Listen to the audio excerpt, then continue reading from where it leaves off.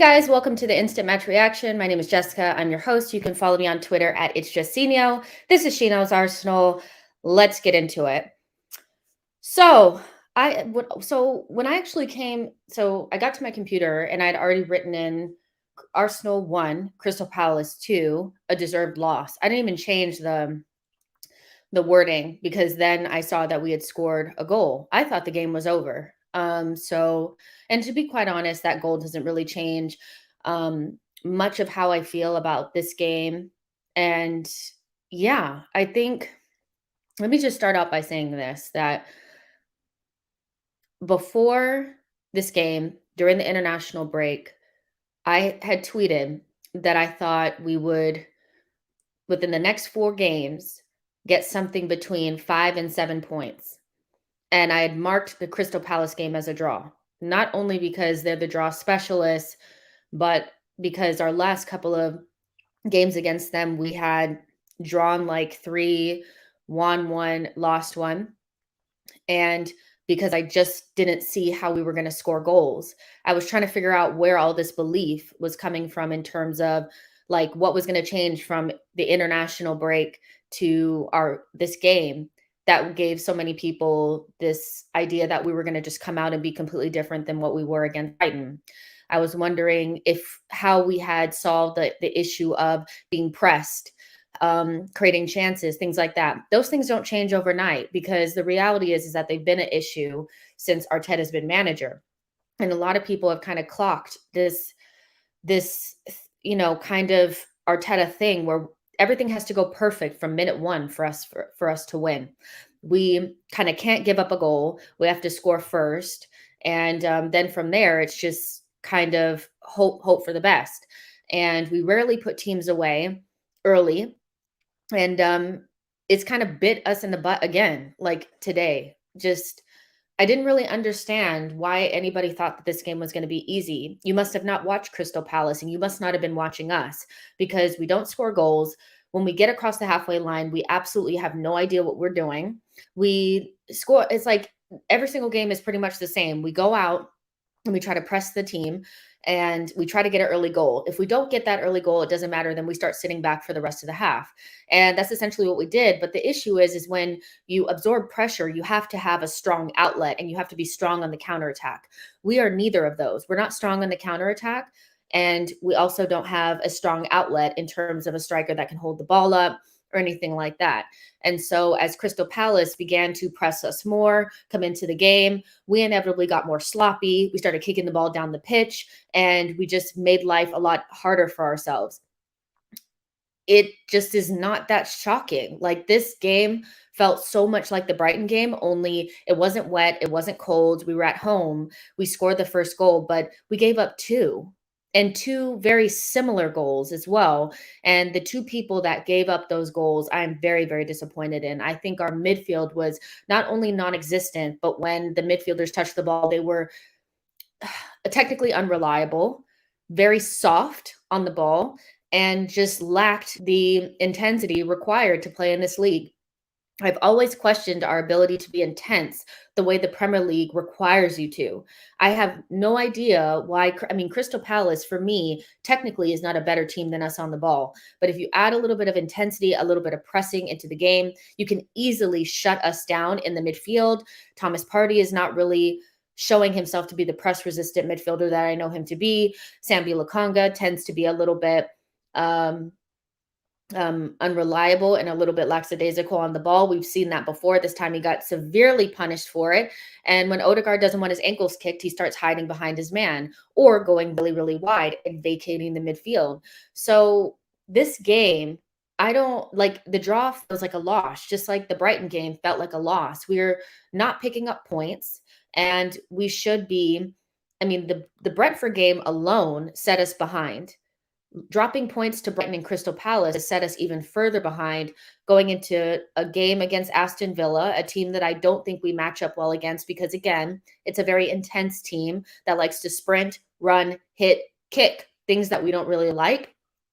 And then we go into a game against Leicester, who I was told was out of form, but just bought Manchester United 4-2. So again, I just feel like we needed to push the brakes on the whole we've turned a corner thing, because I could easily see us getting between 5 and 7 points in these next 4 matches, and if we only get 5 points, even 7, I feel like there needs to be huge questions asked of Mikel Arteta, because I still don't know what we're doing once we pass the halfway line. I don't get it. We pass the halfway line and we're looking for passes. Our midfielders are either hiding behind their men or they're way wide, and we have no idea what we're trying to do. Our passing patterns don't even make sense. And I feel like they were so predictable that they were clocked. And now that we can't do them and defenses are plugging in those spaces, we have no ability to think on our own. And we're relying on individual moments of brilliance, like we saw from Lacazette today, to get us through. And that's just not good enough.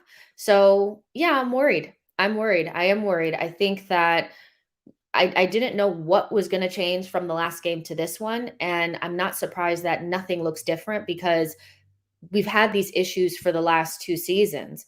I think that certain players have helped ease the blow, like Aubameyang being in form, some players just coming into form at good times, or even the opposition just not being on it on the day.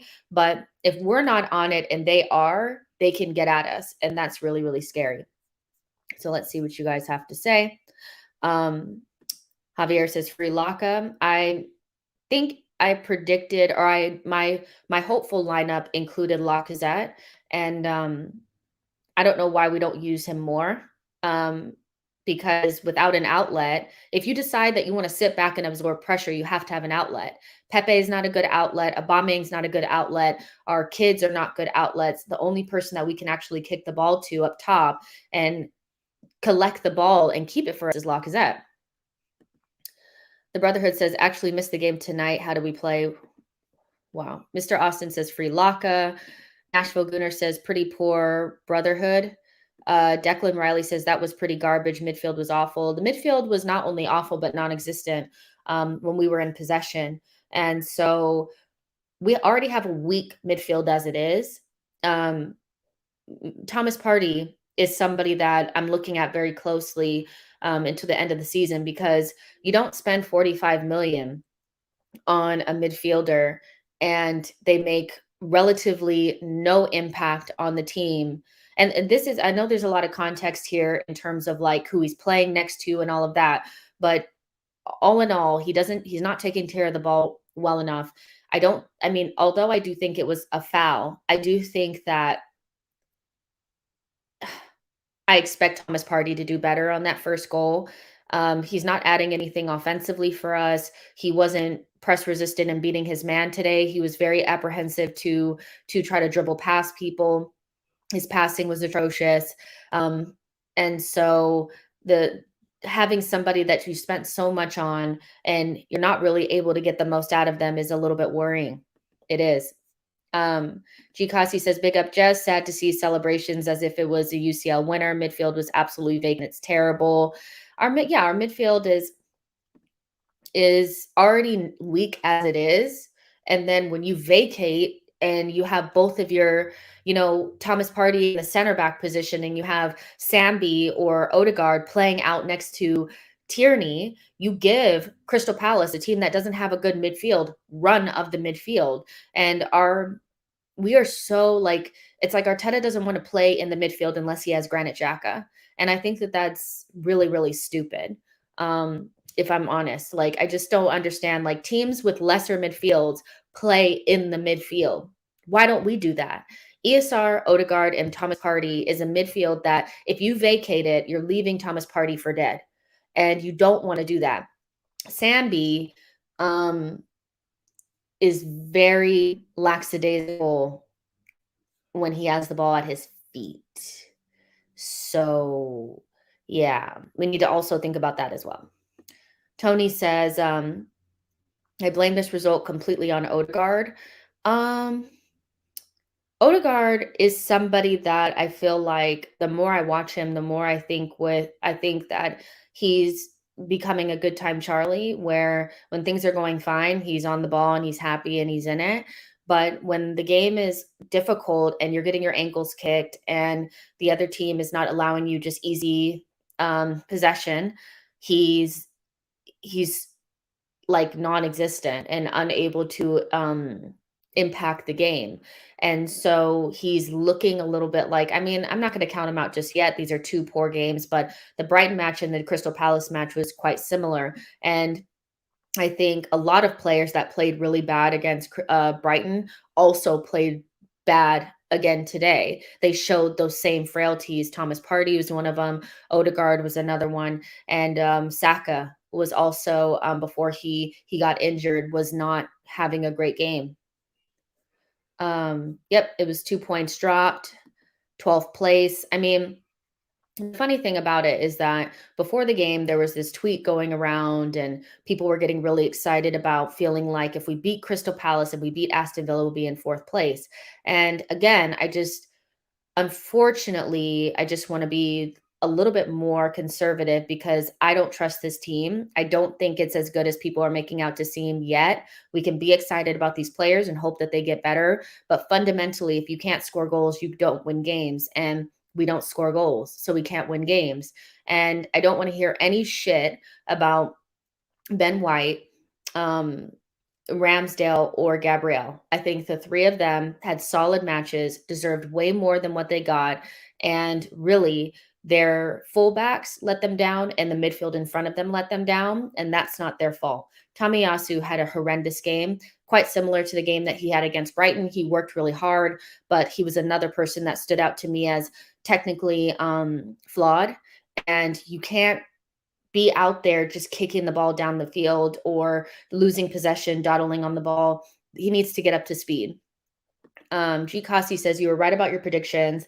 If it's like this against Crystal Palace, then Villa will be peak. I mean, I got a lot of shit for that. I had a lot of people cussing me out, being upset about it. And I'm like, you guys must not watch this team play. We don't easily win games. We're not a team that just easily rolls over the competition. We're closer to mid-table than we are to top four. And so when you put in half-ass performances and you're a mid-table team, or you're a team that is somewhere between 6th and 10th, depending on how well you play, if you play at 50% and you just kind of, goes through a game, you're going to end up closer to 10th than you are to 6th. Like, we would have to be relatively flawless in order to get into the top 6. I don't think people understand that. Usopp's Rubber Band says, I wanted Laka and Abba to start. You did. I'm not a big fan of it. I still feel like I would have preferred to just see Lacazette start the game. But I think what Aubameyang did today was he played like a captain. He had relatively no service. Nobody helped him. Nobody got him the ball. He didn't have a single good chance except for the chance that he scored. And again, that is an issue. Like, that is an issue that our strikers don't touch the ball. And even we didn't create a lot. We didn't create chances until Crystal Palace decided to sit in their box. And it was once Martinelli came on, we had 10 minutes left, and then we started putting pressure on them. And that's scary. To me, Crystal Palace started protecting their lead as soon as they scored that second goal. But it took until Martinelli came on the pitch and was a little bit more direct, and Lacazette was a little bit more direct, that we started to actually create chances, and they let us back into the game. But we just don't create chances. When we get into the final third, we don't try to penetrate the box. We don't pass the ball quick enough. We get into dangerous-ish positions, and then we just go brain dead. It's really scary. And things are really falling apart in terms of they actually never really came together, if we're honest, in terms of scoring goals under Arteta. But now it's becoming a serious, serious issue. And I do think bringing in a new striker kind of helps, but I don't think it helps in terms of them getting the ball because we still just don't. We don't. Our midfielders don't. They don't receive the ball, and when they receive the ball, they're out wide. Like, it's not. It's not sustainable. Yo-Yo says, I worry for Vieira. Palace need to start finishing their dinner. I right now I don't really care about Vieira, if I'm honest. I love Vieira. He's a legend, but I don't want him to get sacked, but I'm worried about Arsenal right now, if I'm honest. Nashville says Elneny is needed in the midfield. Souls said that he would prefer Elneny. We actually need our midfield to play in the midfield. Like, I didn't see a single ball through, I didn't see a through ball. I didn't see a pass in between the lines. I didn't see our midfielders dictating play. They were very much so standing behind their men. And I'm like, if we're not comfortable, receiving the ball under pressure against Palace's midfield, as we tick up a little bit more and we start playing the Leicesters and the Aston Villas and these guys, what are we going to do then? I don't really think that Palace should be feeling that comfortable in midfield against us, but they were receiving the ball quite easily. And yeah, we're in trouble. Like, we are kind of in trouble. I got to be honest. Um, let's see. Black Stars 14 says, people already saying how good we have been to get those draws from these last two games, second best both times. Yeah, I mean, we have been second best in both of those games. And um, again, I was battered for being honest about how we played in those games. I think we got we've gotten favorable results in pretty much every single one of the games that we played post, getting our core back or whatever. But the only really good performance that we put in was against a really, really bad Spurs team. So, I mean, we're getting mid-table results anyway. I mean, a couple wins here, a draw here. I mean, we're unbeaten, but like, that loss is coming. It's coming soon. And we can't really take this like, oh, scrappy win and oh, a scrappy draw or whatever. We're not playing well, and performances produce results. If we don't have performances, we're not going to get the results. At some point, Ramsdale's not going to make the save. Lacazette's not going to come in and score the goal. Like, we're in trouble. Once we get past these 4 games, or now these 3 games, we're going into a harder run of games that starts off with Liverpool, the best team in the league on form right now, or not on form, but they're the scariest team to play right about now. So I don't know. I'm feeling a little bit like we just, we need something. And I kind of go back to what Yo-Yo said the other day about, if everybody's kind of out of form, you can't really look at the players. You have to kind of look at the manager. And for the last couple of games, we've been kind of saying like, so and so had a bad touch here. So and so doesn't look like they're in form. So and so doesn't look like they're on their game. And I'm starting to look at it and I'm like, maybe the common denominator is actually Arteta and what he's asking them to do. And if we don't get an uptick in form soon, we have to really start looking at him, because these type of results over a sustained period of time leaves you in about 12th to 13th place. And that's unacceptable. Usopp's rubber band says, when you leave party by himself, what do you expect? He is not a DM, he's a CM. I mean, I agree with that. I agree with that. I still think he was poor on the ball, and you're responsible for what you do on the ball when you get it. To me, I think it's a little bit of both, but ultimately it hasn't worked. I do think it does work when you play with him as a single pivot, but then again, you still have to be like, you have to be brave. You have to be able to find players over the top. You have to make the runs. You have to move their pieces around so that they are out of position. And we didn't do that at all. Basically, what we did was Odegaard and ESR played on the wings, essentially, and Thomas Partey played right in front of the center backs. So when we won the ball, we just passed it to Thomas. He was pretty much like on an island by himself. He'd pass it back to Ben White and Gabriel, and they'd whop it forward, because Odegaard, like, one person can mark Tierney and Odegaard at the same time because the sideline is right there. And your midfielders are just blocking out the midfield. It's crazy. Like, it's crazy. G. Cossey says, I'm super impressed with Vieira and the work he's done so far. Looks like Palace have been under his reign for years. I mean, we have to give a lot of credit to Crystal Palace. I think they deserve to win the game. I don't think we deserved a single point from that game, and I don't think we deserved anything from the Brighton game either. We're lucky to be getting these points.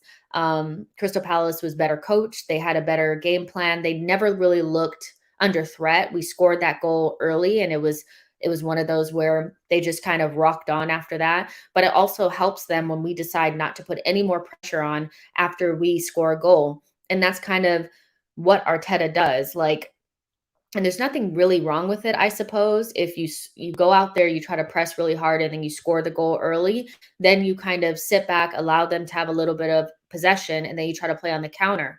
But the reality is, you can't play on the counter if you're not really good at it. And like when you're playing on the counter, you have to have really good decision making. When Palace scored their second goal, that was a perfect counter attack. We can't put together those types of counter attacks because one, we're too slow on the ball. We allow the defense to get back in. I mean, I've seen us, Odegaard get the ball on transition, pass it to ESR slow down, pass it back to Odegaard, Odegaard slows down, pass it back to ESR, then ESR gets the ball taken away from him or does a bad pass or whatever. By that time, they're back already, So I just think if you're not good at the counterattack, which we're not, and if you don't have an outlet to hold the ball up for you, which we don't, then you can't really absorb pressure. And I'm trying to, so are we a possession based team or are we a counterattacking team or what are we? We're a little bit of both, but at the same time, we're not good at either. And that's an issue. I'd rather us be really good at one thing or the other, not mediocre, if not poor at both. And right now, that's what I think. We're a team that's not really good at either. Um, Tony says Party wasn't on an island. His partner was shit. I thought most of our players played well and we were dangerous, but Odegaard was so bad. Um, I would say that I'm not as optimistic about the rest of the way that the rest of our team played. I think ESR tried, but he always does. Pepe, again, to me, was somebody that was just unimaginative in what he was doing. He's very predictable, and I think he tried defensively, but again, he's just not somebody that you can get and is going to make the right decision on the ball. Most of the time, he makes the wrong decision. Aubameyang was great, I thought, for some, and he didn't get any playing. I mean, he didn't get any service. Saka was poor before he went off, but he's usually poor off of the left, which again just goes back to why I feel like you need to continue to play Saka off of the right and put Pepe on the left if you can, because it simplifies what they want to do. It puts them in their best possible position to get near the box, and it's a weird one. Odegaard was really poor. Sambi was not good. Thomas was not good. And the defense, the fullbacks were bad. I think most of the team was bad, but Odegaard was probably the most egregious offender out there because when he realized that he wasn't going to get time on the ball, he started hiding behind his players, and you can't be an Arsenal player and hide. So if you're going to be hiding, we have issues. And so when we play against Aston Villa, I expect him to be dropped. This performance for me solidified the fact that he needs to work himself back into this team. I wouldn't be upset to see Ainsley Maitland-Niles and Thomas Partey and ESR play against Aston Villa. Odegaard, no, it was horrible. It really was. Let's see. Yeah. Let's see. Talani says, I can't believe we are talking about any player. The only problem with this team is Arteta. I mean, Arteta,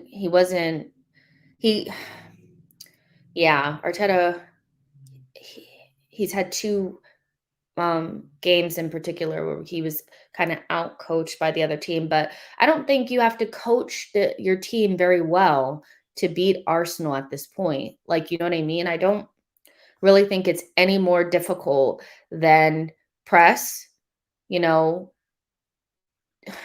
press, press, don't allow their midfielders to touch the ball and press some more. Like, I don't really think it's that difficult. Sorry. Let's see. All right, I'm going to go ahead and bring George in. We can get his thoughts and feelings on the game. Hey, how's it going?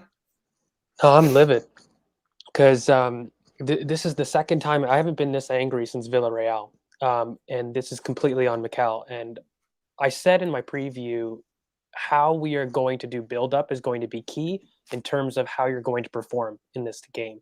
And he had the completely wrong setup, completely wrong response, and we're leaving Thomas Partey on an island. I really don't understand it. We're putting our best players in positions that are not correct. And I don't understand it. Odegaard, left center mid in a pivot, which is absolutely ridiculous. You've got Thomas Partey in a lone pivot on an island, which doesn't make sense. Then you put Saka, our best objective player, on the left, who has a poor touch, and you're not fixing any of the problems when it was really quite simple. You plop Elneny in the center, you build in a 3-2-5, you split the center backs, Gabriel will step up, and you avoid all of these issues with the midfield. You don't let Gallagher run in unmarked, which I had highlighted in the preview.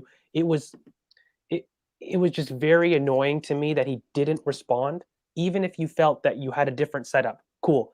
I don't need you to do what I want to do. No problem. But when you refuse to address the issues of Thomas Partey and the distances in terms of the team, you can't then not blame the manager. It's ridiculous. I feel as though Martinelli should have come on a far sooner. I was screaming at halftime for some impetus there, and I was screaming for Elneny to go really in the center and anchor that midfield to have a closer distance with Thomas Partey. We might get into some debates about what you think, but it was completely systematic. This wasn't on the players, in my opinion. It was completely on Mikel. And when you add Lacazette, it wasn't even just Lacazette about him coming in. It was adding a reference because we had nobody in attack that was going to get on the ball.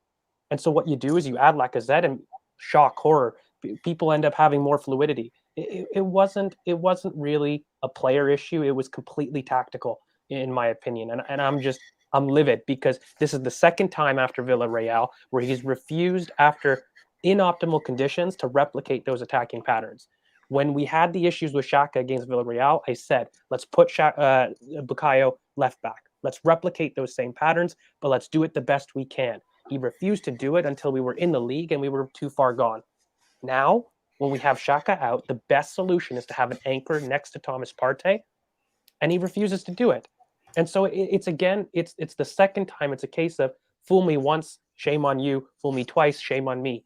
And I'm just getting really annoyed where I'm seeing just another example of Mikel being stubborn and him not reacting to change. So I'm really, really angry with this. It was just so obvious to me.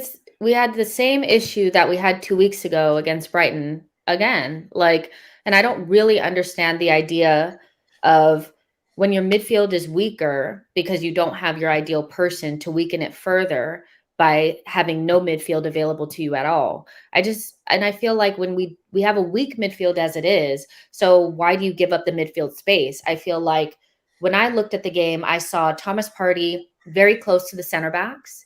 And then I saw Odegaard way off on the left-hand side, really close to Tierney, like damn near standing next to him.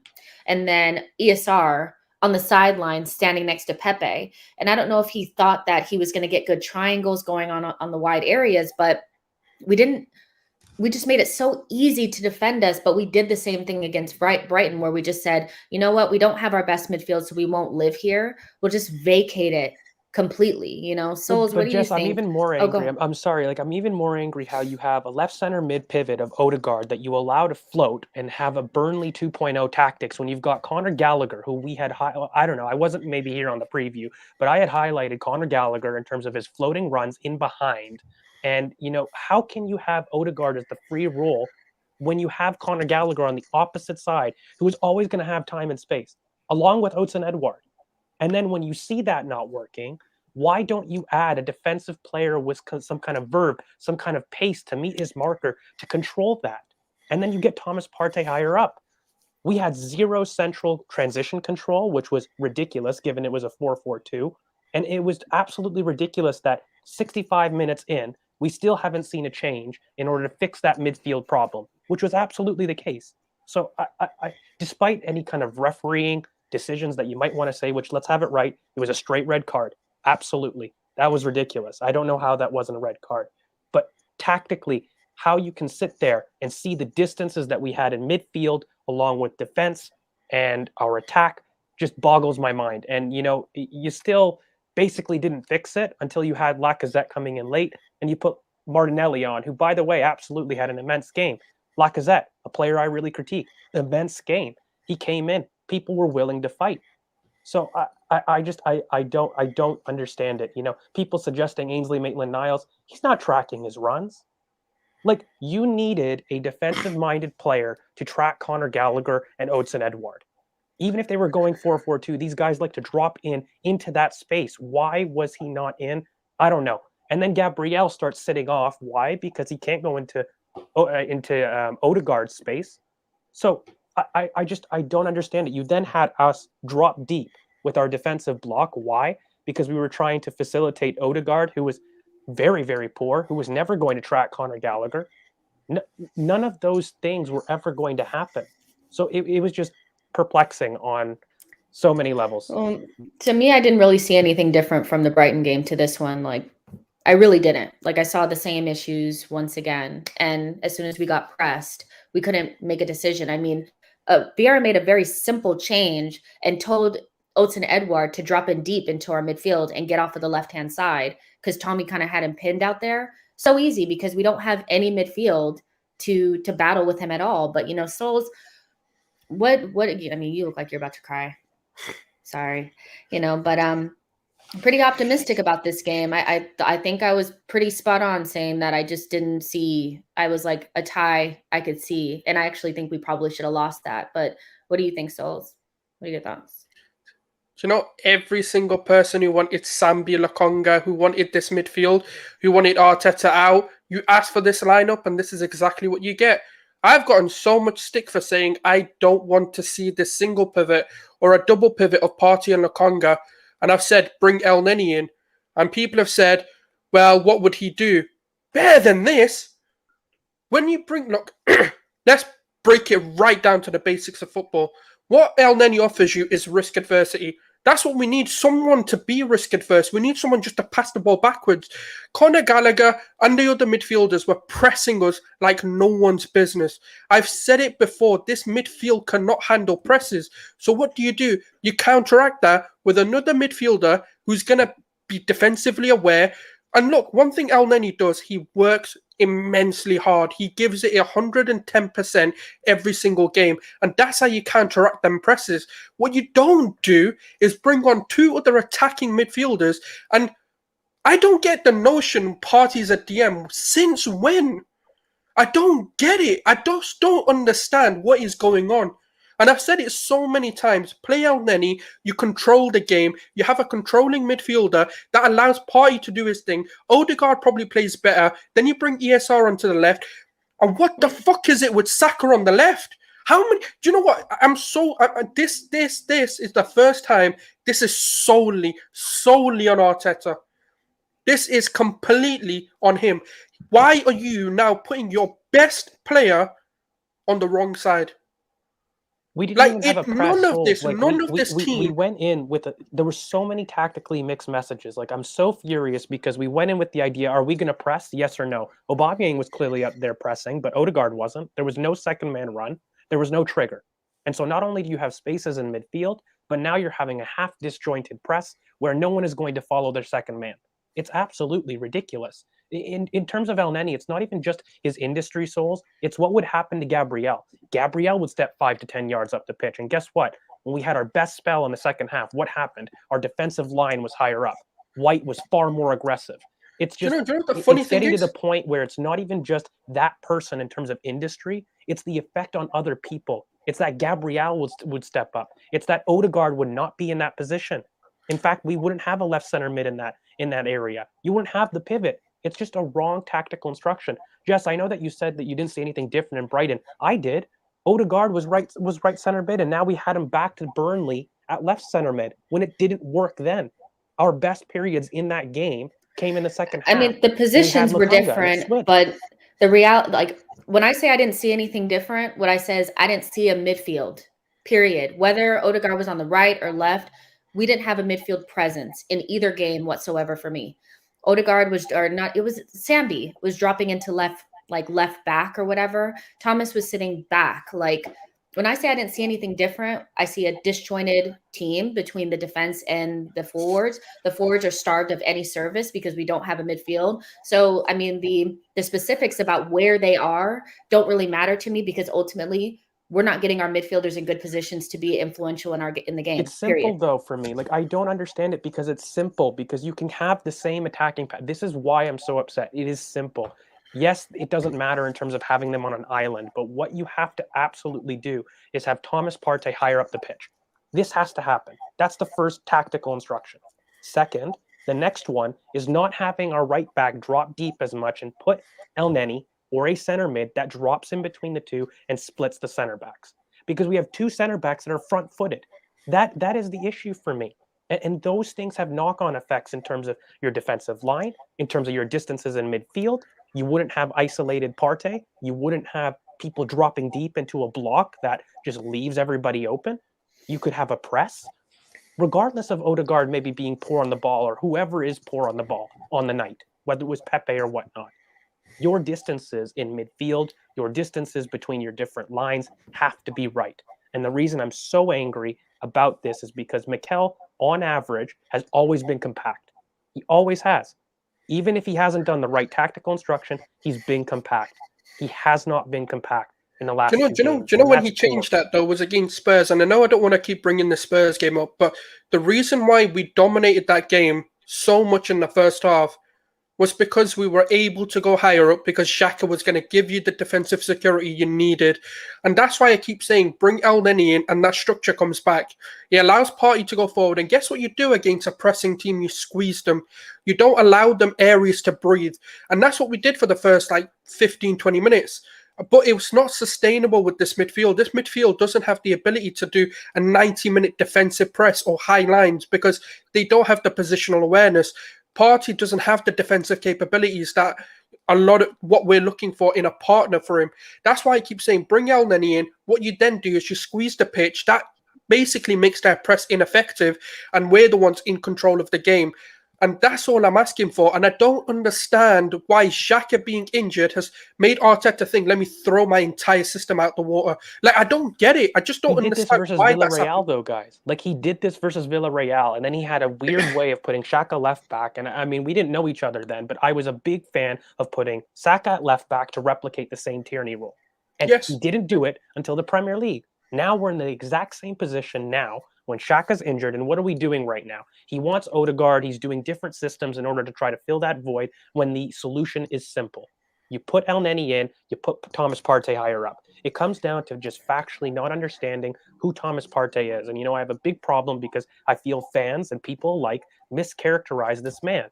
And if you don't understand him, you're going to put him as a lone pivot just because, he does great interception numbers and he blocks. That's not it. The man is a conducting 8, and that's what he needs to thrive. Whether it's Elneny and you don't like the quality, who cares? Make sure you pair him with his partner. Gabriel looks really poor with Rob Holding. Why? Because they're both aggressive front-footed defenders. It isn't the language barrier. It's about profile of your partner, and this happens everywhere in the middle of the pitch. Yeah, for me, it's kind of I think this goes back to a lot of fans saying that Arteta needs perfect conditions for things to go right. And I think this kind of goes back to that. When he doesn't have his perfect 11 that includes Granit Xhaka, he's unable to make the right decisions on the day to make up for not having his perfect 11. And so when key players are missing, like Granit or Thomas, even actually when Thomas is missing, he makes better decisions because he doesn't vacate the midfield just because when Thomas is gone. He does that when Xhaka's gone. But again, Arteta is at fault. And the thing about it is he hasn't really figured out. He's let 2 games go by where Granit has been unavailable and made the wrong decisions, and it hurt us. The first time we kind of let it go. Brighton, they were good. They pressed us. We got away with it. Today, we didn't really get away with it. We dropped 2 points against a team that we really should be beating. And now we're going into a more difficult run of games. And I know Leicester's out of form, but I just saw them bot Manchester United. I don't think they're going to be out of form for long. So if he doesn't, Granit's not supposed to be back to the beginning of the year. If Arteta can't he needs to go ahead and make a decision now. Stick with it. He's made 2 system mistakes now. Now, if he gets it wrong again, he's got to go. Because I'm sorry, you can't make the same mistake against Brighton, then think, okay, that didn't work. Okay, now let me try my single pivot. That didn't really work. Then the only other solution is, let me try Elneny. If he doesn't try, look, I'm not saying Elneny comes in and it definitely works 100%. There's no fault in it. But there's more likelihood that system works. And it's more replicated to what he's trying to do or what he has done with Xhaka. And for me, it's if he doesn't do that, I've got really serious doubts that he even I understands mean, his own that's team. coaching. Like that's coaching. Like we can say like, okay, well, that's a mistake, and it's all on Arteta. But ultimately, that's a part of his job. We're dropping points because he's not figuring out a way to. And this is the thing. Black Stars makes a really good point that Graham Potter had key players missing against us. They still had a game plan that worked. Patrick had key players missing. He had Zaha missing for one. He was still able to get his team to tick. We're missing Granit Xhaka, and we've been missing him for like 2 games now, and we still haven't figured out something. And we haven't even gotten to the point where, and I guess they're both connected. It's like the midfield is the main issue, but now we're suffering in order to like we never really scored a lot of goals. If we're really, really honest, we haven't looked like a team unless everything is perfect where we score a bunch of goals, but we're not really looking dangerous. And it's looking peak. It's really looking peak. Like I really don't But know what Jessica, I'm watching. the only thing that I push back on is because Aubameyang looks sharp again. It's not for me the attacking players, and I've always been very consistent in the summer until now. It Oh, is not the completely players. It's Arteta's ability to coach the attack to get more out of it, No. which I is don't it. think It, it's it the stems attack, though. from it stems from the midfield and him making mistakes in midfield and his coaching. Like, can we not be honest about the fact that Arteta's making decisions that are affecting not one part of the pitch, but pretty much everything that we're trying to do going forward? Because Like, I it's think not. I'm that not it's saying the players. No, I'm but saying in it's football, Arteta. the foundation is what you build upon. And for us, we've not got the foundations right in terms of our defensive line. Yeah, it's brilliant. But then in front, just the in front foundation isn't correct. Like when we have Xhaka and Partey, that's a balance. You've got one who sits back and then creates the 3 in sort of with Tomiyasu as well. That what allows kills Xhaka the me free here roll to. is Shaka when he plays though, guys. Like this is what kills me. Okay, look, as a coach, you need to replicate your patterns of play. When Shaka plays, okay, Thomas Partey isn't in the lone pivot that we've seen in the last 2 games. He is a lot higher up. And when you say that, do we have a clear style of play? We do. It's about replicating that. So how do you put Thomas in that same position without sacrificing your defensive compactness? Guys, it's simple. You put Bring Elneny in there, Elneny. and you Yeah, have your center back step up. I'm He's not that's doing it, fine, but and Arteta's not doing it. So that's why I said if he that's doesn't do why it we're against he's Villa, critiquing if he him. doesn't do it against Villa, he's stupid. I'm gonna be okay, honest. but we He's can't act like it's stupid. just this thing in the ether. Like if he doesn't get that right, he's killing us. Like this is going to be I Yeah, know, that's but why I besides the that's not said. what last I'm 4 That's why I'd be critiquing like, games. him. I have serious doubts Like it's if not just a against thing in the Villa he doesn't ether. figure that out. Arteta's making mistakes. Like, and No, I I just know, feel but that's like why we're so angry, Jess. I don't think it's an attack though. Like I think I want to be very clear about the criticism of this team and where it lacks, because when it is right, and when those dynamics do happen, they work. And we have stats to prove it. It's just the fact that he hasn't been playing that way. Whether that's his decision, that is it. And that's what I'm critiquing him for. But the system itself isn't wrong. And it isn't in terms of just you're playing the wrong person there. He has changed his system in the last 2 games, and it has affected this team. It's up to him to put it back in terms of replicating that exact same pattern of play. Now, look, if that doesn't work, then sure, I'll hold my hands up, and maybe he's not the right person, but I've seen it work. And I just don't understand why he's not doing it, because we saw the same evidence with Villarreal last year. And he went back to it in the Premier League, and guess what? It got results. And this is what kills me. He does it too late. And he tries to think of a very innovative solution that is galaxy brain, and it doesn't work. Just go back with your basics. Every time he tries to flick and do some things, it just doesn't work. People were telling me Odegaard can play more central. He cannot. Let's stop this experiment of having him in a pivot. It doesn't work. How many times was Conor Gallagher open? How many times? And I don't Plenty. blame him, because that's not him. It's about us as fans not recognizing what player we have. Okay? Very simply, Odegaard cannot play in transition. He is not a pivot player. He is not an 8 that can go up and down. Let the man float in attacking midfield, and you have to have a base to fill him. If you don't put him in. yeah, well, Can I in just the end of the quickly day, say about that's what he's Elneny? getting. Because Well, there's just hold a on. lot Let of me. comments. Okay. No, go ahead. No, do your thing if you want to talk Yeah, I about was just going Elneny. to say, a Go. lot of comments are Yeah, talking about he's not good. We're not talking about player quality. We're talking about profiles that fit the system yeah. to allow. Because the thing is, Crystal Palace's midfield technically isn't better than ours, but it's more balanced and it's more structured. That's what Elneny brings. It's not the quality talk. hmm No, I think you're spot on with that. I don't think there's any issue with bringing in somebody that's going to bring in that's going to at least give you the platform to allow your best players to do what they're supposed to be doing in the system. Elneny, it's the same thing with Granit. He's our best person to play next to Thomas and vice versa. So, I mean, I completely get that. Why do you guys think it worked better in the second half when Laka came on? And it wasn't just him coming deep, but why was there more fluidity? Well, part of it was the focal point and just having somebody that could collect. Well, first of all, he wasn't hiding behind his man. It gave Aubameyang a moving target. The one thing that I saw from our forward players is that when Aubameyang was getting the ball, he was looking. There's nobody to pass to in behind. Like Lacazette immediately, he did several things: drop deep, focal point, movement, bravery. Those were 4 things that just, I mean, we gave them so much respect. I didn't see not a single one of our wing players really attack the Crystal Palace players at all. So there's a combination of things, you know. We're not a team. It was balance in the front line. When you put Lacazette there, the best thing that you can do is wing forwards and ESR tight. That's what it was. When it works, it becomes fluid and it's a shock. And it wasn't a different in terms of attacking patterns. The point that I'm trying to make when I bring that up is that our attacking patterns were the same. The only difference was one front line was a lot more balanced than the other. And so that stuff becomes a lot quicker, and boom, you suddenly see more fluidity. It's not hard. We as coaches, we tend to complicate things. Maybe us as fans. I think football is very, very simple. Balance the players, balance your midfields. It will look more cohesive. It's very, very simple. And it's not just a matter of, we don't have very good wide attacking patterns, or we don't do this thing very, very well. I don't think that we've balanced this team in the last 2 games, and it's really, really annoying. And that is on the manager. And if he continues to do it, then that's an issue, because it's very, very clear what we're missing. It really is to me.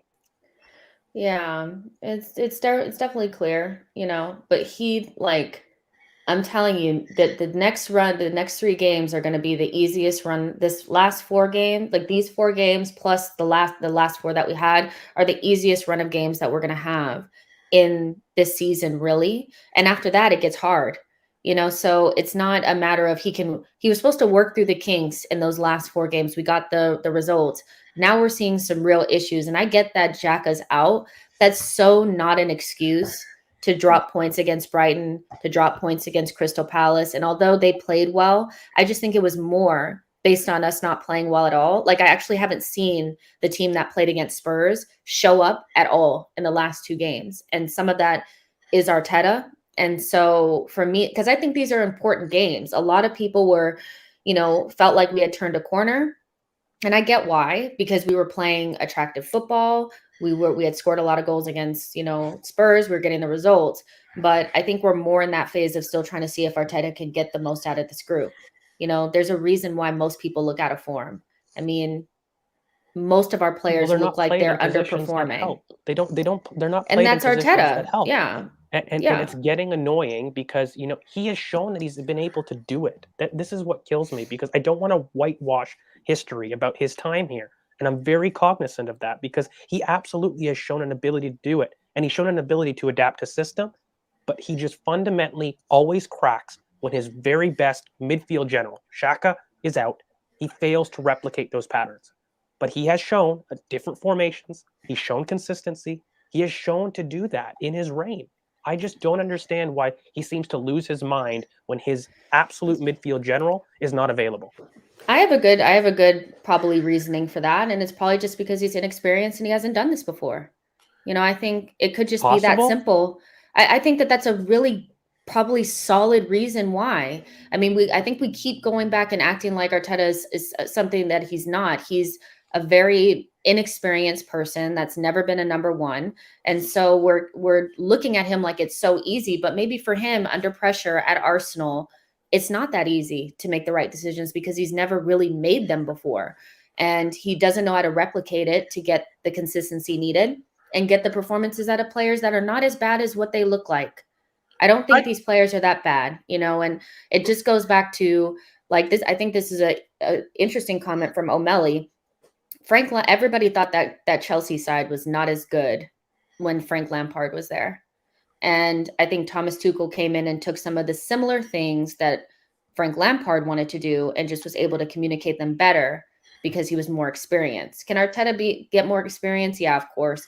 but I think we'll continue to drop points as long as he's kind of has this apprenticeship going. I think he has such good ideas. I feel like we lose out points because of his inexperience, and I don't think it's wrong to say. Doesn't mean you don't like him. It just means that we go through these periods of time where things are not perfect and we drop points because he doesn't know what to do. Do you know what my frustration is? It's not even the inexperience, for how intelligent he is, the stupid mistakes he makes. I think that's all it is, because for me, he has got an exceptional knowledge of the game. He really does understand it. That's why I keep questioning, why doesn't he understand this team sometimes?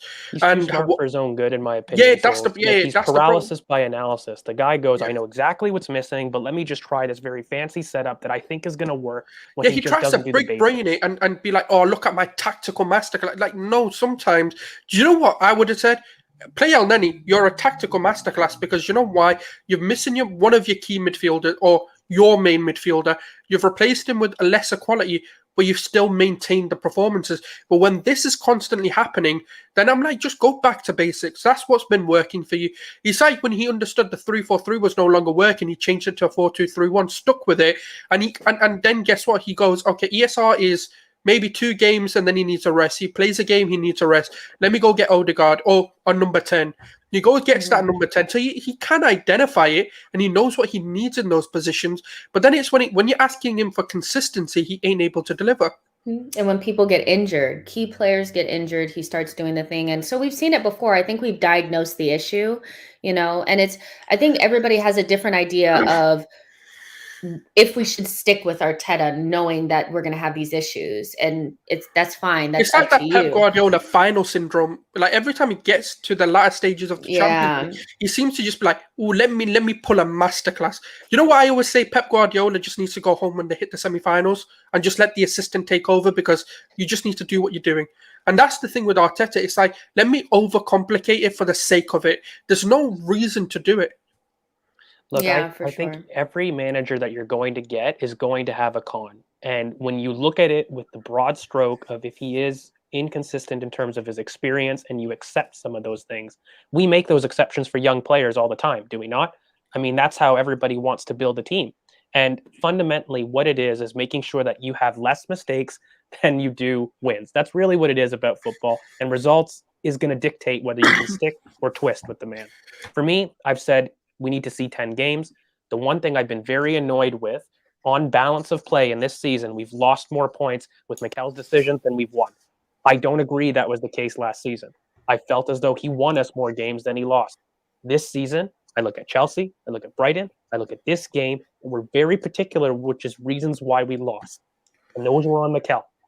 Now, if you want to whitewash the 2 games prior or the 3 games prior from a spine perspective, cool. I was the one that was defending that. But after this point, he's had most of his team in play. He's had more than 2 people in his spine available. It wasn't like before. With just Xhaka missing, you shouldn't be able to just disintegrate like this. That's not cool. So for me, and we do have a style of play. I really push back on the comments. It's very clear what our style of play is. I don't believe he's implementing it correctly. Those are very different problems. And that's clear. I see what you're saying, and I just feel like we haven't gotten to the 10 games yet, and that's why I was saying after these next 4 games, next 3 games, we can kind of look at everything in totality. We will have played without key players. We would have played with key players. We will have played some relegation sides, middle of the road sides, some of the best teams in the league.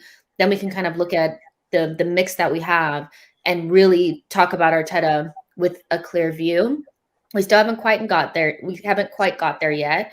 But what I will say is the last 2 performances have not really filled me with a lot of hope going up against better opposition, that if all they have to do is press us and we're unable to make quick decisions and we're going to vacate the midfield and disconnect our defensive line from our attack and imbalance our front line and continue to play Odegaard even though he's getting walloped in midfield, then at the end of these games, if he doesn't get the results, then they need to look at it. And I'm not afraid to really say that. I would hate to see us have to start over. That's my biggest anxiety about everything, is having to start over with a new manager. But at the same point, it's not right. I know some people are saying we escaped and it was good that we got the point. It's not good enough. We spent 150 million over the summer to improve the squad. I think we have improved the squad. We should be getting better results out of what we have. And he has a little bit of the Oli's about him right now. You know, he's got an improved squad and there's more expectations and he's not upholding his end of the deal, like, you know, in my opinion. So I just want to go to you guys and just say, like, or when we get to Aston Villa on Friday, what's the one change that you know Arteta has to make? He Elneny has is to make this the one back. thing. Elneny and Partey midfield. I want to see the same patterns, 3-2-5. It is very, very simple. You let Elneny come in. I want to see a split center back pair. I want to see Tomiyasu higher up, and I want to see Partey higher up. I do not want to see him in the lone pivot. If I see him, then that's him repeating these mistakes. I don't remember how many games it took him to switch Saka left back last season. I have a feeling it was 2. And I don't know if people can quote me on that, but I have a feeling it took him 2 league games before he did it. Yeah, because he played Xhaka for 2 of them. And exactly. Then he did it. Yeah. And then he did it. So it took him 2 league games. Now, there's 2 league games of sample here. I want to see that. That right now will absolutely fix a ton of these problems in midfield. It will fix our defensive line, which was dropping way too deep.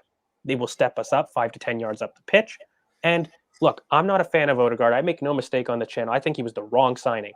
And I just think he's in poor form. I'm not going to hammer him, but he's playing a role that isn't suited to him. So if you don't put Elneny kind of in that lone pivot and you don't have him paired with Thomas to let Thomas go higher up, I'm going to really start to question. That's 3 games in a row where it's very simple. That is the biggest change that we need. If everyone can identify the midfield as the problem, then I think we can all agree really that midfield is the change that we need to see. Forget the attack and the defense at this point. If midfield is the problem, we need to see a solution in there. Yeah, I think we all kind of agree it's the midfield. I just want to see somebody standing next to Partey, like somebody standing next to him. And I want to see Odegaard dropped. Like, I don't want to see him start the next game. I want to see ESR playing in the 10.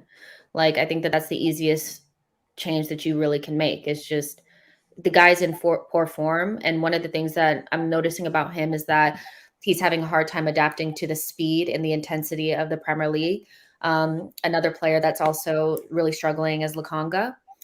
He was very poor for that goal, I thought, just dawdling on the ball. I thought the Thomas Partey one was more of a foul than the Sambi one. He was just dawdling on the ball. And I'm like, you need to be more intense. Tommy was quite poor today, in my opinion, as well.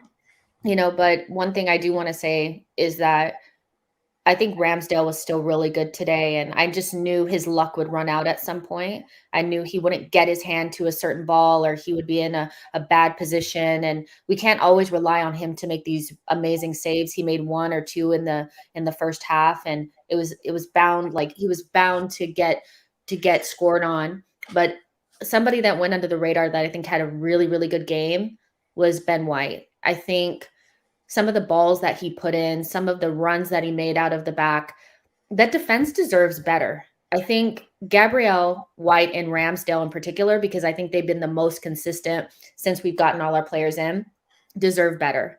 You know, they played really hard. They gave it their all. They were good on the ball. They made good decisions. Ben White really stood out to me as somebody that was giving 110%. And their fullbacks and the people standing in front of them really let them down. And I saw people going in on Ben White saying he wasn't close enough and all of that. When you're being battered and the other team is just running at you constantly and your midfield is nowhere to be found, you're going to give up a goal. So I think Ben White looked like the $50 million defender that we bought today, for the reasons that we bought him, was his distribution and dribbling out of the back and stuff. And they just deserve better. You know, I thought ESR was fine. He's always fine. You know, he's always fine, even though he's out of Oba position. had a good game. I thought, yeah, Aubameyang as well too. Yeah, he pressured. You know, he got the goal, and even when Lacazette came in, you know, people are talking about Lacazette dropping in. Oba was dropping in and feeding in Lacazette a lot more than Laka and Oba in terms of switching. If you look back at those games, it was actually Oba that was dropping in, and you know, Lacazette was kind of wide a little bit more, and he had a good game. He had a great cameo. I'm not saying anything, but I think Oba was probably the most consistent player on the pitch today in terms of pressing, in terms of his energy. He didn't give up. And even when Lacazette came in, he was very influential in terms of opening up our best patterns. I think he was very good. I was surprised because I thought that he was going to not fight. I think when you get into these games, you question Oba's mentality in terms of can he compete for duels. I don't know. I don't think you can say that. Look, the biggest thing is I'm with you, Jess, on this change with ESR and attacking midfield, but I need Martinelli at left wing. I want to see runners. I want to see people that can run. The biggest issue for me of this team is that our distances are too big and we don't see people willing to run. So I want to pack the 11 with runners. I want to see some impetus. I want to see a press. I want to see a press actually coordinated. And to do that, for me, you need to have Martinelli, Saka, and ESR. They are our best pressers. I've never thought Odegaard is as good as what people say in terms of pressing. I think he blocks space very well, but I don't think he presses somebody very well. I think Martinelli would give you that impetus. I don't know why he hasn't played. Maybe he had a knock, which, to be fair, Mikel did say. But for me, those are the big additions. You need Martinelli up there, Elneny in the midfield, ESR central, and put Saka at right wing for all that is holy. Please keep that boy at right wing. It's so simple. If he's not injured, He'll be fine. It's more of a dead hopefully leg. he's not injured. Yeah, it's just more of a dead leg. He hit him right on the muscle belly, so it's thank God it wasn't the shin. But I don't know. We haven't even talked about it because was it a red card for you guys? For me, it was very simply a straight red. Do you know if that was an Arsenal player, the fans would be banned from the stadium? They'd have a lifetime ban, would get fined, put in prison, assault, everything, fam. I don't even care. There is an agenda. There has been for a very long time. A lot of the funny thing is, if that's Xhaka, that's a straight 8-game ban or something. It's getting ridiculous. I'm sorry. It's like every time there's a rule change, it affects Arsenal more than it affects anyone else. That's a straight red. I don't care what anyone has to say. The ball was there. It wasn't even the ball was near you. You went in for a 50-50. The ball was not there. And you were looking at Saka when you kicked him. How the hell does that not go to VAR? But as soon as we do something, that's the only time when VAR gets used. It's getting silly now. I don't. But these refs are dickheads. They're stupid. I can't believe it's a full-time job in this country. Yeah, it was definitely a red. I just think when we play really shit and we deserve to lose a game, it's really hard for me to look at refereeing decisions. I think Thomas was fouled. But I also think that we dawdled on the ball and we made poor decisions. I think even passing it to him in that position was poor. So it wasn't even a 50-50, Jess. The worst thing for me was look at Saka. The ball had been cleared, and it was I said it was a red. I do think it was a red. I just feel like we just don't get a lot of those. We just don't. I even remember playing Crystal Palace last season, and Chambers had a really bad. I think Schlupp tackled him in the first 2 minutes of the game. This was away at their place, and it was a straight red right there, studs up, flying in out of control, and we didn't get it. We just don't get those calls, and it's unfortunate, but I think it just kind of is what it is. You know what I mean? I hate that. I hate saying it is what it is, but there's really nothing we can do about it because this has been kind of how Arsenal have been. Oh, by the way, I'm not blaming that, by the way, because the comments think we're blaming that for some reason. I'm not blaming the refereeing decision for our performance. That's why it's a red card. I'm still going to say it's a red card. Yeah, it is a red card. And I think if an Arsenal player does that, especially one with maybe not so great of a reputation, it definitely goes down. Let's just say Granit Xhaka, yeah. Yeah, Granit Xhaka or Mustafi back in the day type, but ultimately, I just can't I wish I could say I'm super shocked, but I wasn't really confident because I just didn't know what was going to change from the last game to this one. And Arteta has his work cut out for him because I think he needs to win all 3 of the next games to make up, because we are already behind with that Brentford loss. You know what I mean? When I look at how we're further behind than we should, because we should be beating Brentford, drop the points against Brighton. You can kind of give that. If you win today, you kind of give that, but it's looking. Jess, even if we were to win all those games, I still wouldn't be happy. I feel as though for me, a manager needs to make the easy decisions. This is fundamentally what it comes down to. And if you look at form, he can return. He could win the next 3 games. For me, I'm still going to be extremely upset with him because I feel that he hasn't responded the best way to our best player being injured. And in the future, when that happens, because it inevitably will, he's going to repeat, because this was just as bad as Villarreal for me. And it's so clear, and I feel when you make those decisions, it casts for me doubt in terms of whether or not you can repeat that when the next thing comes. When Partey gets injured or another very important player gets injured, are you going to overthink things and not go? So do you think Arteta's the Because we man for can't the job then? we You know, can't because afford I two do, games. though. We can't Okay. afford to 2 games for you to rectify him. It's like, for example, it's a repeating pattern, because we said it about Saka coming into left back. It took him 2 to 3 games. Well, we don't know, because it could be 3 to 4 games until he realizes Elneny is well, not the solution, but Elneny may be the solution to the problem that he's having right now. We can't keep affording 2 to 3 games, especially when we've got no European competition. We've got no. Well, in midweek games, I don't really want to be seeing the first 11 play anyway. I think, especially when it's a group stage, or when we're playing Wimbledon, for example, when we're playing the lower opposition against Leeds, yeah, go for it. Like, play a bit of a stronger lineup, but we don't have it, because, for example, now, okay, yeah, we're 3 points behind, let's say United, or the top 4, or we're about 5 points behind the top 4, but that can easily change if we then go into Villa making the same mistake, and let's just say the results go against us. That's now 7 points. And then it's a catch-up, and we're constantly catching up because we're not taking our opportunities. If Saka gets injured, what does he do? He's going to play Pepe and then ruin the balance again. And then it's going to take him 2 to 3 games. Then we're behind again. And it's like we can't constantly play catch-up. It's Yeah, about exactly. making the right decisions for me, Jess. What it comes down to is, let's play it out. Say Saka is injured and you have to play Nicolas Pepe. Then you must balance Nicolas Pepe. And I want to see Lacazette. I want to see ESR. I don't want to see Odegaard. And I want to see Oba or Martinelli. You take your pick on that left side. That's what I want to see. If you don't do it, and then you start putting Pepe with Oba up top and things like that, then for me, it's again more of the same. It's still an X in terms of that. I don't know. For me, I've always felt that he's the right man for the job. Still feel that he's the right man for the job. But this is really starting to get to the point where I value it as bad as Villarreal. This is why I'm so pissed off with it. And it's, again, fool me once, shame on me, kind of fool me twice. Then, I've got to call a spade. And I don't think he's able to do it if he acts this way again. Again, it took him 2 games last season to rectify. Does he switch as soon as 2 games this season? I don't know. I mean, he was given, and I understand like the level of the players to me make a difference. But I think when you get some of the profiles that you asked for, that you pushed for, and then you're still making the same decisions, it's basically, I'm starting to look more at the manager, and I would love for him to turn it around. I still don't think we've turned around just yet. We kind of balance things out, but now we're still dropping points where we shouldn't. And so, I'm not above being like, I feel like we need to pull the plug at some point. It's just unfortunate because I don't like doing things mid-season, but he has to kind of win these next 3 games. I feel like, and like not even just win them, because this is why when we won the 3 and then drew the Brighton game, I looked at those performances and I thought, did I feel like we were dominant? Not really, not to the extent that I would like.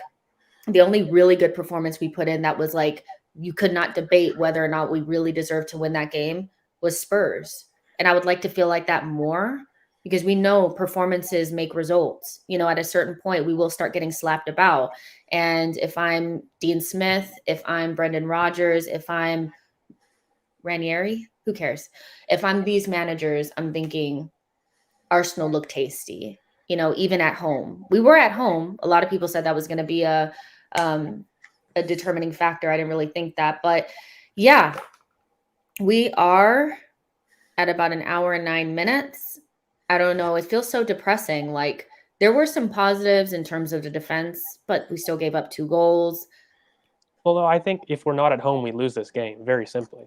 Like, I think the big reason that, I don't even think that we were going to draw, to be honest with you. I kind of was too angry to really look at it. But I think that next game, when you have at home, we simply just have to see him change it.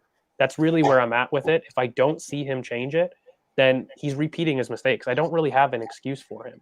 And then I have a 10-game run where he's continuously made decisions that I just don't understand, because that would mean out of the 10 Premier League games, he would have lost us 5 or 4. Is it now? Yeah. If he loses at Villa, it would have been 4 or 5. So for me, that's not good enough. And I've always said I'm giving him 10 games to see what we can see. Because he's got no excuses. He's been fully backed. We've seen him go over Edu's head to get the signings he wanted. He wanted Ramsdale. He wanted Tomiyasu. He wanted, well, it was Odegaard, agreed that they wanted both Odegaard. Yeah, no, but that was an agreed signing, with both actually agreed to that. So he's clearly gotten the players, and Ben White was one of the signings he really looked into. So he's clearly been given what he wanted. That's why I say this season, I can't give him any excuses. That's why last season, as everyone's seen, I was on Edu's case, I was on the board's case, I was on Kroenke's case, and I said this season, I can't blame them. I'm not Kroenke out because they fully did back him. They gave him £150 million before even before a player was even sold. So they backed him. He'd done what he wanted with that allocation. Now it's time for you to deliver with no excuses. Yeah, I agree with that. I mean, he's definitely, it's so funny because he's back kind of like on thin ice with the fans, at least. I don't know what Arsenal are doing. I feel like they will allow it to fester for longer than it needs to, but he needs to make some decisions. He needs to I hope he gets get it some right. points. I hope he does. Yeah, I'd prefer him to get it right because I don't really like sacking managers mid-season. And if you've looked at the managers that you can bring in, you won't be super confident in the decision that Arsenal will make if they have to get rid of him. But we could be easily in a position where we're nowhere near getting into European places if he doesn't get the 9 points. I feel like we're in trouble, but we'll see what happens. We'll see what happens. If you guys want to throw some questions out there, we'll answer for 10 minutes or so. Are we not doing winners or losers, or did I miss that? We missed it. Whenever we don't play well, we don't even do winners and losers. We just start talking. Okay. Like Boba's a winner, and then for me, it's Mikel. The system was horrendous.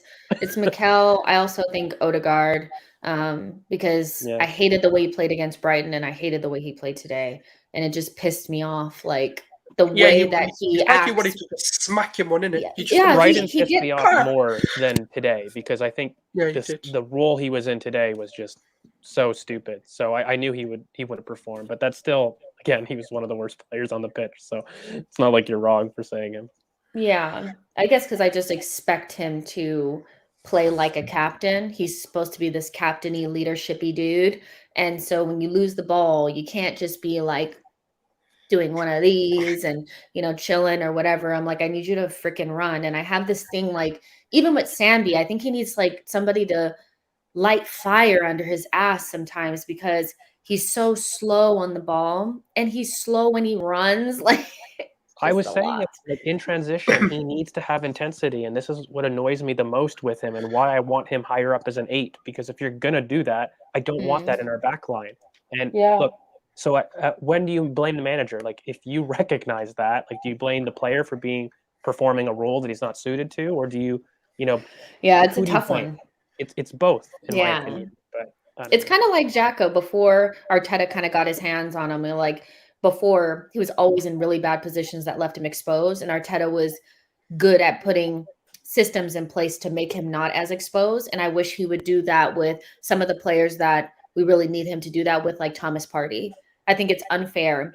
If he can put Xhaka in a position where he doesn't look exposed, then why can't he do that with Thomas? Maybe it's because he expects more of Thomas, but still. Nashville Gunner asks Souls, you got new sheets? What are they? Oh, it's just a New York skyline I've always wanted to visit. So, yeah, that's just what it is. Yeah, Jess is like, oh, that's so typical, isn't it? I like the Harry Potter ones better. Tams asks, if Arteta fails to get a result against Leicester and Villa, does he have to walk? Aimed at Souls and George. What about me? But go ahead. I think you're a bit obvious to what you're thinking. We're a bit like, eh.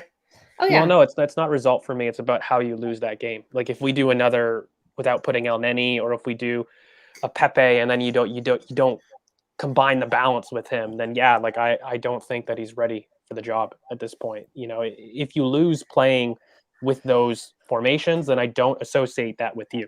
So that's really where the difference is for me.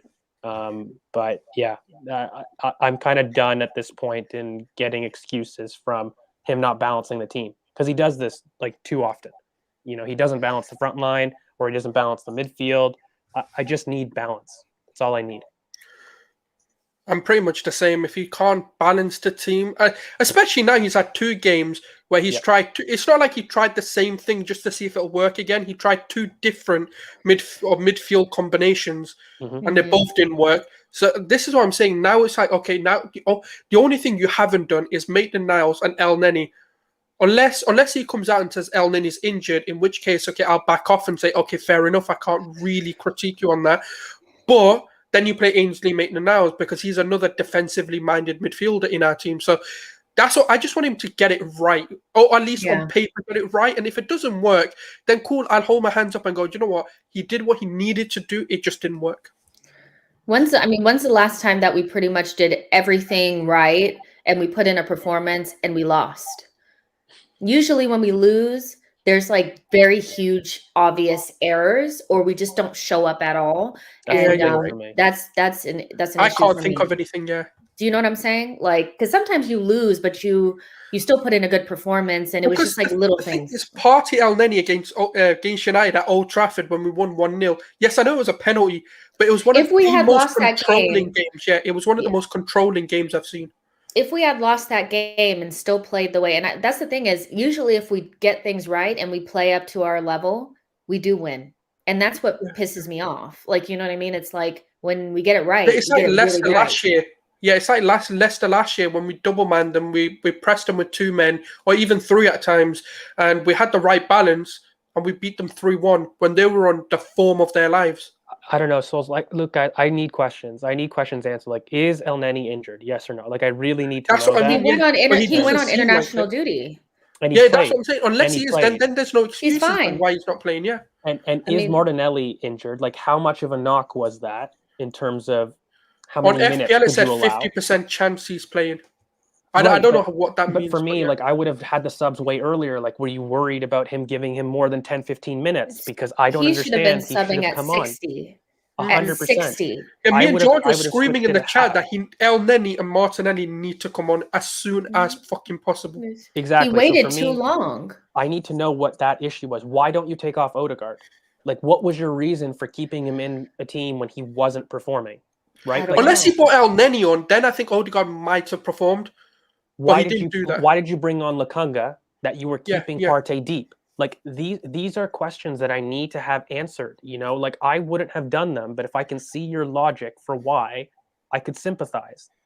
I don't need everybody to do what I subjectively want. And like, I raise that to fans all the time. Like, you're not going to agree 100% with what your team does, but at least see a logic for it. Like, at least see what was your reasoning that would combat a weakness. For me, all of the decisions today were hurting us. They didn't do it in any way to be a strength, you know? Odegaard on the left, when that was Palace's strongest side without Zaha. Like, stupid. I don't understand. Put them on opposite sides. Put Partey deep. Why? You don't have Zaha. There's no transition threat. Put him higher up so that you can press. Stupid. Like, it's a lot. It's a lot. Yeah, exactly. And I think with Tony's question, should we abandon the double pivot without Xhaka? We need to pivot. You have no midfield control. That's why I said, just bring Elneny. In the next game, honestly, what I'd like to see is like Martinelli off of the left. If not Martinelli, Aubameyang, like one of them. But I think Martinelli would probably be a better choice for me. I'd probably start Lacazette through the middle with ESR in behind and Sack off the right if he's fit. Some combination of that with Partey and Elneny or something. Are we doing a preview for the game, or? Well, yeah, we always kind of do a preview. Do we press? Are we going to press? If not, cool. Don't press. Don't have. You know what else? I think we're mediocre at everything. Like, I think we're pretty mediocre as a possession-based team, and we're pretty mediocre as a counter-attacking team.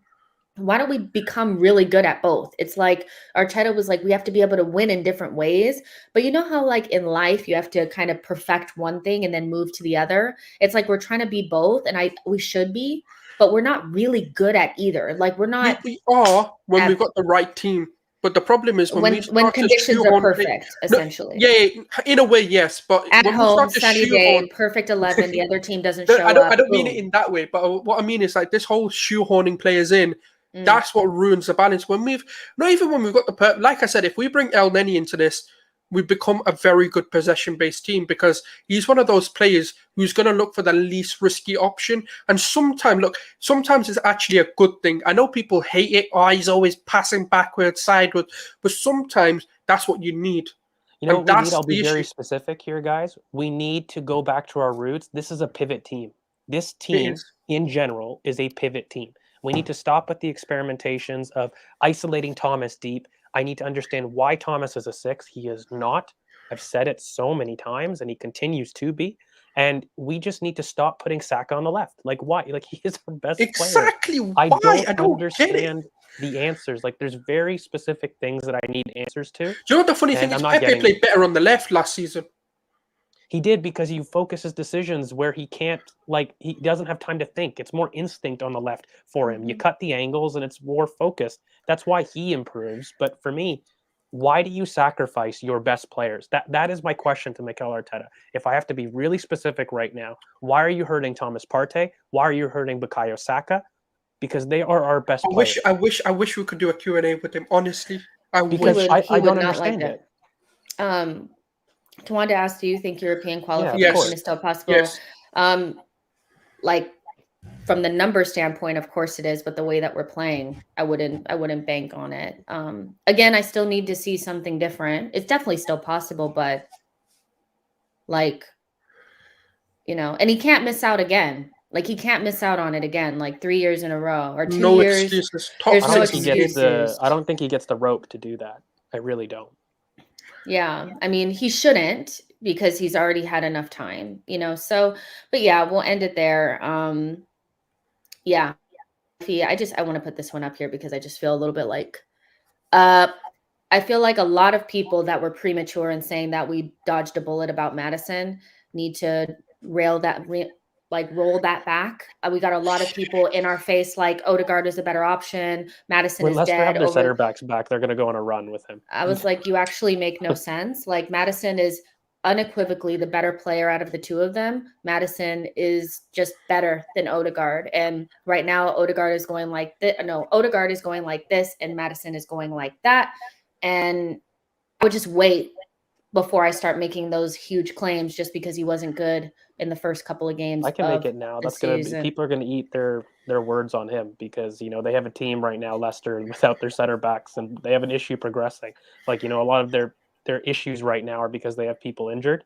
And that's why I kind of hope by the time we face them, they could be a very strong side. Like, I don't consider Leicester a weak side. They've had some serious issues with injuries to the back. That's why they're playing the way they are. And they finally have Samare playing, which they didn't at the beginning of the season. So they're going to be a very different team when they face us.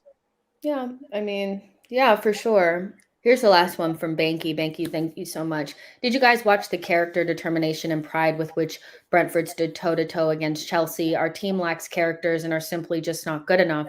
I think when you have a game plan that suits your team and they can execute it because it's made for them and they can be successful in that, then you can focus on character, pride, determination, and all of those things. I think the way Arteta sets up the team, sometimes I think they're so confused that it just kind of takes them out of the game anyway, because it's not suiting what they need to do. And I don't think our team goes out there with no determination or no this, but you can't get to that point until you know what you're doing on the pitch and your system works. And I think it's more that than anything. I don't think our players are just not good enough. I still feel like you get a more experienced manager that can communicate his ideas clearly and get these players in the best positions for them, make tough decisions, we would get better results. I think they're lacking confidence right now. And we've seen this before. But you this know, is an issue with Arsenal for the last decade and a half. I mean, like, we fundamentally see that these people can't turn a result if they're going down. Like, we don't have that. So I struggle to really critique the squad when it's still filled of players that, you know, have been here for years. It really is. But like, this is a different team, though. I mean, I feel like when you look at it, fundamentally, it's a different team. Like, besides Aubameyang, Lacazette, and Xhaka. No, it's different. I mean, besides Aubameyang are and all the leaders Xhaka, different, though, Jess? I mean, You the just team named is the biggest completely different. influences in the dressing room, right? But still, like, I kind of get what you're saying, but I mean, I don't think the managers that we've had over the last 5 seasons have been able to get these teams going. Like, I just really don't. And we can blame it on the players, and these are different players. Like the teams that were playing before. I mean, this is a different team. Like, it just is. And not only that, we brought in a bunch of leaders, didn't we? You know, we brought in a bunch of people that used to be captains future leaders, Future and leaders. all of I that. don't know if leaders. you did. Yeah, you got Yeah, rid of future Louise. leaders, yeah. You basically, if you're really looking at it, you replaced Louise in character with Gabrielle right now. You still have Xhaka, who's the leader of that team, unfortunately, even if I disagree. And then you've got Aubameyang up top and Lacazette, who are huge dressing room influences. ESR, maybe Saka's a leader, maybe, but he's not really got the respect. So if the issue is something that's been there forever, but Arteta is meant to be changing the culture, then has he actually changed the culture with all of this that he's been doing? He's Like trying, the whole point, but he's not succeeding then. No, but we're forgetting that this isn't just something that's been around for like maybe 5 seasons. This is a state of the club for about nearly 17 years. It's going to be hard to change the entire culture of this club, but I do think he has, in a way, changed it. It's just not consistently there yet. It's Because think about it, when has Aubameyang pressed this hard, going in for tackles? I know he doesn't do it consistently, but when has he done that? There are changes. It's just I need to see it more. Yeah, I'm kind of a little bit apprehensive about saying once we change maybe 1 or 2 more players, then things will come into play. We've changed the entire team essentially, except for 3 players, and maybe they're the loudest in the room. But I have a weird suspicion that regardless, I mean, we're gonna get the same results. But that's just me. Like, that's just me. I don't really think it's I think a little bit differently on that one, I think. But we won't know until these players leave, you know. I don't know. But we definitely don't have the heart, determination, or any of that we really need. But I just think they're confused out there on the pitch. But let's end it there. We'll be back tomorrow for the post-match show. And yeah, and just start building up to the Aston Villa match. Let us know in the comments what you thought. If you thought there was something that we missed or something that you disagree with. How long are you willing to give Arteta? Do you think they'll actually sack him if he doesn't get the points? All of that good and wonderful stuff. Like the video, subscribe to the channel, share with a friend, consider becoming a member, and we'll talk to you guys in the next one.